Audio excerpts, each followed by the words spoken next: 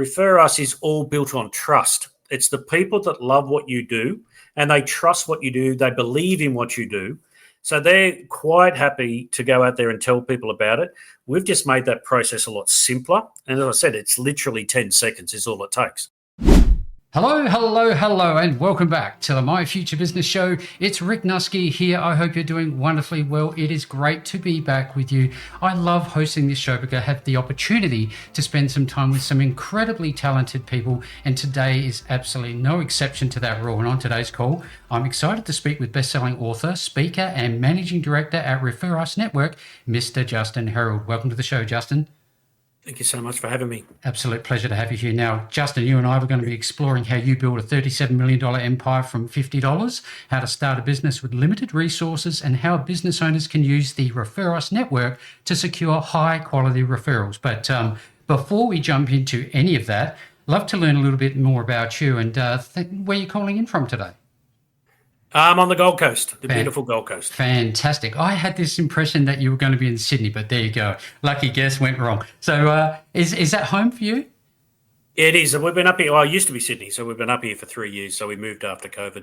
Fantastic. Well, we've only just recently been there taking the kids to do all the roller coasters, so I love it there. What's the favourite part for you up there? It's just the quality of life. I just love it. It's just because both my wife and I own a lot of businesses, and during COVID, we worked out that we're working very hard to keep everyone else into a job. So we decided to have some quality of life. So beautiful home on the water, and it's just nice. It's just very relaxing. We have a lot of business owners come onto the show over the years, and they often will travel from one place in the country when it gets hot or cold. Do you have that luxury? Is that something you like to do? No, I actually grew up in the armpit of the universe, I call it, but in Katoomba in the Blue Mountains, and I used to love the cold, but since moving here, I actually hate the cold now. So our winters up here are not cold, and our summers are very warm. Yeah, absolutely. That's for sure and certain. Now, what do you like to get into? You have any hobbies or sports? What do you think? Look, I used to, I love my Harleys, so I used to do that, but having to go out the Queenslanders here, they're terrible drivers, so I got rid of the Harleys pretty quickly once I moved up here. But look, I just, because we both work very hard, so our downtime is just hanging out with each other. It's something I thoroughly enjoy. Yeah, fantastic. I know that from watching a couple of your videos, which are quite entertaining, I must say, that you have a love of vehicles. Now, I know Aston Martin makes the list, but one that really caught my attention, given that I'm a mini moke builder, was your love of minis early on. Tell us a little bit about your history with the Mini. Well, I only had the Mini because that's all I could afford at the time. But I like the little Minis and stuff. But look, the reason, or there's many reasons why I got into business. Well, there's two main ones. But the second reason was I just wanted a nice car one day. And then people have their own opinions about how that's a waste of money. But weirdly, it's my money. So I just love cars. It's always been a thing, and so it's sort of still. It's without no pun intended. It's one of my driving forces. Driving forces. Well, you've got to have a reason and a purpose to do these things, and that's clearly one of them. But in all of this, do you say you work a lot, but do you get much downtime? And if so, you spend it with your wife, and do you like going out for a meal? What's your social life look like? I work a lot, but there's this misnomer of work-life balance. People seem to think it should be 50-50. That's never going to happen.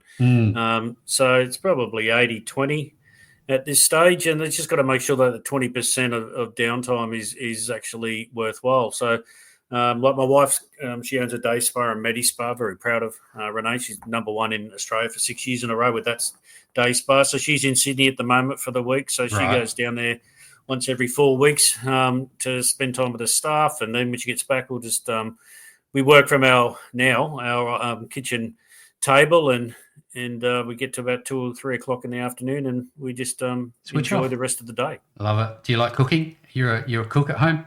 No, not me either. But I married a very good cook. Oh, very nice. And what's your favourite meal? I don't really have one, really. Whatever Renee makes, I'll eat. You're a bit of a seafood. I'll seafood and I'll eat it. Yeah, actually, seafood I do actually like, but yeah, no, I'm like food has never really excited me a great deal, so I eat because I'm hungry, and I just enjoy that. The thing I love about the My Future Business show is that we touch on people's backgrounds. And now, if we can go back a few years, let's say, when I was growing up, I remember the only rule that I had for being home was when the streetlights came on. What was your life growing up like a child? Did you have some great times that you can share with us? I had fantastic parents. I still do. Had fantastic parents, and they were strict. But now people would probably have a whinge about that. But you don't know it when you're in it. But Mm. taught us some very good principles, and all of us kids have done quite well in life. And I think a lot of that's due to the way that we were raised. I think business for me has been quite a easy and enjoyable one because the basis and principles that my father especially taught us about just basically not being an asshole. So no, I just my father was a minister, so and he was sort of pretty high up in the religion, so I sort of copped it all the time from other people, but and it had expectations on me, but never from my parents. So yeah, good upbringing. And I know, you touched on your father, and you clearly got a sense of discipline about you. How many other inspirational people have been, I guess, impacting the person you've become today, do you think, along the way? There's one main one, which I met during the success of my first business, which was Attitude. Mm. And it's a guy by the name of Harry Van Dyke, who was the CEO of Philips. And I met him because Philips did a license deal with me. And Harry's been a massive role and played a massive role in shaping the way that I do business because I had no clue what I was doing at the start. Yep. So he was really good. And, with anything, the thing I've had to learn the most is to be teachable because I didn't call it Attitude for no reason. So I sort of have my own opinions and I sort of go with them. And so to become teachable was a lesson that I had to learn. Yeah, fantastic. Do you find that you're still learning? Oh, all the time. I now own a software company, which I can't even spell IT, so I'm learning every single day. So, yeah, and anyone else listening to this that's in business would understand this next statement. But business in the last 5 years has changed massively. 5 years ago, someone licked a bat and changed the world forever, and we've all had to adapt and change. And I don't like the word pivot, and change what we were doing and.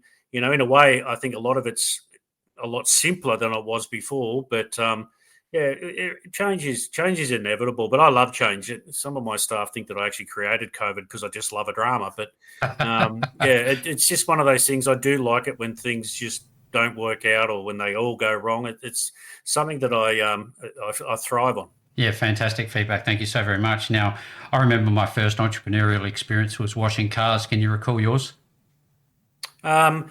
Selling. My mum used to buy packets of chips for us to take to school, so I would sort of take 5 or 6 packets and sell them for $1 and flog them off. I love it. So, what was talk to me about you started Attitude with just $50. Now, I remember watching the video, and there was one particular individual that this all occurred as a result of. Tell us about the story there. Yeah, so I get described all the time as the accidental business guy, but I only started that business because there was a lady in my father's church that constantly told me that I had an attitude problem, and it was just a personality clash, and we still have a personality clash to this day. But she kept on telling me I had an attitude problem, so I then decided just to upset her by putting "I love my attitude" problem on the back of a T-shirt. And I realised I had no money in the bank, and so I then borrowed $50 off my brother and got 4 shirts made up. Sold 3 of those shirts to 3 of my mates, and we all went to church the following Sunday. And I sat right in front of her at the church and with my T-shirt on, and she was ticked off. It's the best $50 I've ever spent in my life, and on that day, people said 2 things that I wasn't expecting. Which in business, the thing that I think we've all got to understand and start to listen to is that feedback that we're not expecting. And so what the first thing was, people said, "I really like your shirt." And I said, "Thank you." And the second one was, "Can I buy one?" Which I hadn't thought that far ahead. And from that, I sold those 3, could make 6, could make 12, could make 24, and on it went. So right place, right time. Every now and again, I'll get someone saying, I've just been lucky, and it realistically has taken me 30 years to become an